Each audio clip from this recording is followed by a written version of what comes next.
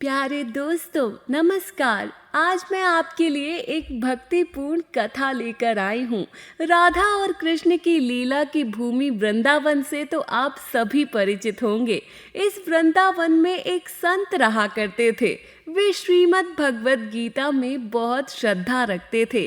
वे बड़े नियम से भगवद गीता के एक अध्याय का रोज पाठ करते और उसे श्री कृष्ण की प्रेमिका राधा रानी को अर्पण करते थे। वे घर में ही रहा करते थे, कहीं आते जाते नहीं थे। वो या तो भगवद गीता का पाठ करते या राधा रानी के नाम की माला फेरते। संत के कुछ भक्त थे जो रोज उनकी झोपड़ी में ही भोजन दे जाते थे। इस तरह उनका गुजारा चल रहा था।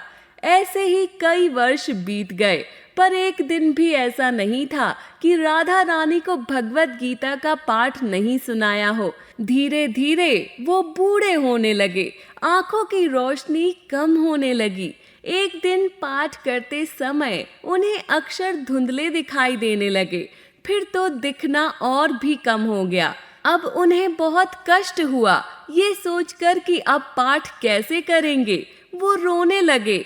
आंखों की रोशनी जाने का गम नहीं था, उन्हें बस इस बात का अफसोस था कि राधा रानी को भगवत कैसे पढ़कर सुनाऊंगा। वे मन ही मन कृष्ण भगवान को स्मरण करने लगे। हे प्रभु, आपने मेरे साथ ये क्या किया? अब मैं राधा रानी को कैसे पाठ सुनाऊंगा? इसी सोच में वो भूखे ही रह गए। वे राधा रानी को पाठ सुनाने के पश्चात ही भोजन करते थे। दिन बीत गया और शाम होने लगी। तभी उनके द्वार पर किसी ने दस्तक दी। आंखों की रोशनी कम होने की वजह से उन्हें धुंधला दिख रहा था। वे किसी तरह द्वार तक पहुंचे और पूछा, कौन है? बाहर से एक बालक की आवाज आई। वो उनके लिए भोजन लेकर आया था। संत ने कहा, जब तक मेरा नियम पूरा नहीं होगा मैं खाना नहीं खाऊंगा। वो बालक बोला, ये आपका कैसा नियम है? बालक के पूछते ही उन्हें लगा मानो उनकी पीड़ा बांटने वाला कोई मिल गया हो। उसने बालक से अपने भगवद गीता के पाठ के नियम के बारे में बताया। उन्होंने कहा, आंखों से कुछ दिखाई नहीं पड़ रहा है, इसलिए मैंने पाठ नहीं किया और मैं भोजन भी नहीं करूंगा। ये कहकर वो दुख से रोने लगे। बालक ने कहा, आंखें चली गई इसलिए आप दुखी हैं? संत ने जवाब दिया, नहीं, मैं आंखों के लिए नहीं बल्कि ये सोचकर बेहद चिंतित हूँ कि राधा रानी को पाठ कैसे सुनाऊंगा। बालक ने कहा, बाबा मैं थोड़ी देर में आता हूँ।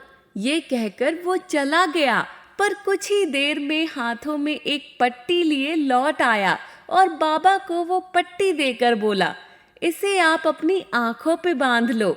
संत को पट्टी पकड़ाकर वो लड़का वापस लौट गया। बाबा उसी तरह दुखी मन से अंदर जाकर भूखे प्यासे जमीन पर लेट गए। उन्होंने सोचा जरूर किसी वैद्यराज का लड़का होगा।